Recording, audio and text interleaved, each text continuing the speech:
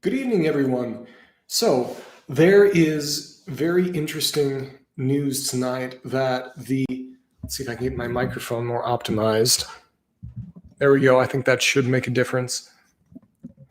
It's very good news tonight, interesting at least, that the Hiawatha Crater, they have dated it to the Pleistocene. So, a little bit of explanation for those of you just tuning in. So, there's something called the Younger Dryas Impact Hypothesis that, as a synthesis of many, many years of data and studying things coming together, they found that it's very likely that the end of the Ice Age coincided and was possibly caused by the impact of an asteroid or a comet or an asteroid or comet storm hitting the North American ice sheet. And everybody has been saying, oh, where's the crater? Where's the crater? Well, a crater was discovered at the northern tip of Greenland, the Hiawatha Crater. I think it's more than 20 kilometers wide. It's very large. And then people are saying, oh, well, but this could be old. This could be more than 200 million years old, maybe. Well, they've found out. They're starting to work on dating it. That's really the first step that they're trying to do with the geology. And they've gotten the first dating in. Now, they found that the thing is Pleistocene or newer. Okay, what does that mean? That means that it is from the Ice Age. They don't know when. They can't tell if it's at the beginning of the Ice Age or the end of the Ice Age. But I think it makes a lot of sense. At the end of the Ice Age, this thing may be as recent as only 12,000 years old. And that would coincide with all of the global flood myths.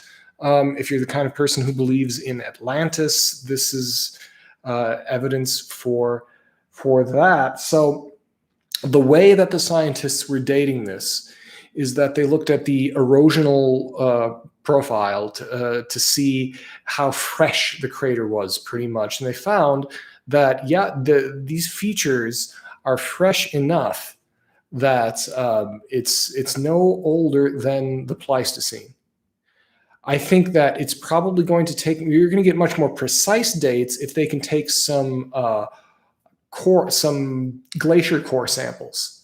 But that's going to take some significant money and significant time. I think I don't know how they did this topography research. I would assume that they did LIDAR.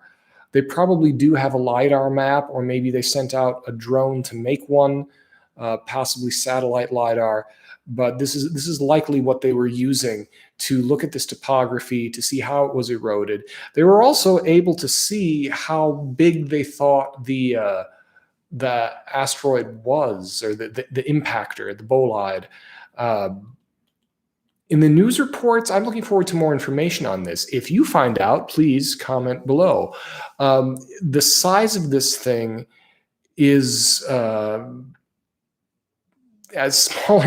bigger than Tunguska and smaller than Chicxulub.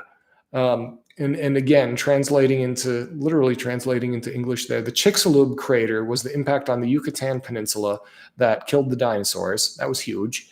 And then Tunguska was an airburst over Siberia that killed nobody, although it was pretty big. You could see the glow in the sky from England. So this is it's pretty big. I mean, it's a crater whose a crater more than 20 kilometers wide. So that's pretty huge. They also said that it would have displaced, the melting of the impact would have displaced enough water to fill Lake Tahoe. Well, we know that this can't be the whole story. If that estimate is correct, and that estimate might be conservative, there might be a lot more water than that, but there also may have been knock-on effects. So something like Glacial Lake Missoula or Glacial Lake Agassiz overflowing, which is the glacial outflow hypothesis. Well, Lake Tahoe is nowhere near the size of these glacial lakes that flooded, that caused the channeled scablands in Oregon, and pretty much created the New Mexico and Arizona and Nevada and Utah and Colorado and Iowa and Wisconsin and upstate New York and New Jersey. All of that, that's a lot of water. That is a lot of water that came out across that. Also, we do not, the kind of, it's not exactly a crater, but the crater echo that you have in Saginaw Bay, that is likely the ice over Saginaw Bay was probably more than a mile thick. That likely did get impacted. There, Antonio Zamora has done wonderful work. There are these tiny craters, about the size of, I don't know, a small university campus or a high school, about the size of a high school campus, and these perfectly oval ellipses, and they stretch all the way around in an arc. There's some of them in Carolina and Georgia, and then there's some of them out in Nebraska. And these form an arc, and when you correct for motion, correct for the Coriolis effect, which is the spinning of the Earth, all the vectors, you can sense the directions because every crater impact is a conical section, the geometry of it. You can actually do ballistics. You can do ballistics on these craters and find out where the direction of the impact was coming from. Well, they're all consistent. They're all consistent, and they all point with the vectors lining up on Saginaw Bay. So it's very likely the hypothesis there was that something hit the ice. It shot out a bunch of ice boulders, and these ice boulders hit, and where they hit soft soil with a little bit of water in it, that let there be a permanent mark, a permanent little crater. If it hit rocky areas, it wouldn't have left us the same kind of mark. If it hit things that were very soft, it would have eroded away, but soft enough. Like in Nebraska, in the Riverlands, and also in that area of Georgia and the Carolinas, it left this mark that we can still see today. So people like Graham Hancock have been saying that they think it's a comet storm. The comet storm hypothesis may actually be correct, because if we already have two impact sites now. If you have the Hiawatha Crater plus the Saginaw Bay impact. Also, it does not, something like Hiawatha, I don't see how the Hiawatha could explain the flooding of Glacial Lake Missoula and causing the channeled scablands. It could potentially create earthquakes.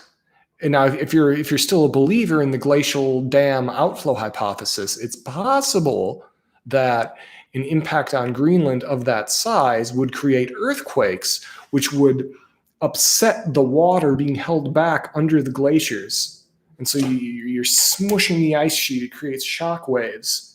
And then it smooshes out, and you have a great, I believe this is the right phrase, fans of Randall Carlson can correct me, the shock waves would create a great debouching of water out, because it's like boosh over the glaciers. So it would be debouched. That goes the other way with that. The water would be debouched into the channeled scablands, into the Mississippi River Basin, into the Great Lakes, or what would become the Great Lakes. They were still under glaciers, across the Finger Lakes. So it's very, I think this is very interesting. So people can no longer say that there isn't an actual crater associated with the Younger Dryas impact hypothesis. Also, the fact that there was such a huge cloud of the debris, of the things like the nanodiamonds, what they call the impact proxies. We also know that there was an impact at Abu Huraira. There was an impact right near there, right near where Göbekli Tepe is. There was an impact at the end of the Younger Dryas. That's something that I think Matt Simpson has covered. And that doesn't get enough attention. I don't know why that. It was a small impact, but it was an impact, and that northern Syria, southern Turkey area is the furthest east where there is the extent of this damage. So, in fact, we have three. We have three impact sites dating quite possibly to the end of the last ice age. It's becoming more and more clear what was happening in tremendous geologic scale within living memory of human culture, because there are people. I forget what Randall Carlson video this is in, but this is amazing. It really should be a more widely known thing. It should be highly publicized. But there's a lake. There was a lake that formed in one of the Carolina bays, and there was a Native American tribe, which was probably Cherokee, a branch of the Cherokee. I don't know which people it was, but someone decided, some geologist, it might have been Randall, decided that they were going to go there and talk to the people and say, well, hey, do you guys have any stories about how this lake got here? Or stories about floods? And they said, oh, yes, actually, and it's both the same stories. Like, really? Yeah, because our people were wandering about, and the earth was being destroyed, being shaken by the Creator, and then a star fell and landed, and where the star landed, it made this lake, and their name that they have for themselves is the people. It means the people of the falling star. And they have a flag. They have a flag that shows the circular, the elliptical lake with a falling star. And this is, to me, I think to anybody, this is really, really, really amazing. So the evidence has been sitting there in our faces the whole time. Is that, we were supposed to listen to these people who said things like, the sun fell from the sky. And then, like the Hopi have traditions that they had to hide underground in the time between the previous sun and this sun, and the whole earth was remade, and they had to come out of the sands at what is now Four Corners, and that they had to live inside the Grand Canyon. And yeah, it's all of the. It's amazing to think that these stories very, very likely represent human memory going back 12,000 years.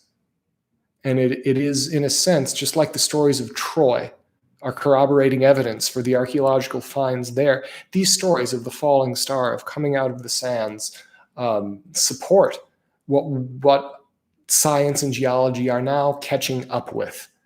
And to me, this is very exciting. I'm definitely going to be posting more as soon as anything comes up with this. So if you find out more, please tell me. And of course, stay tuned. Thank you for listening.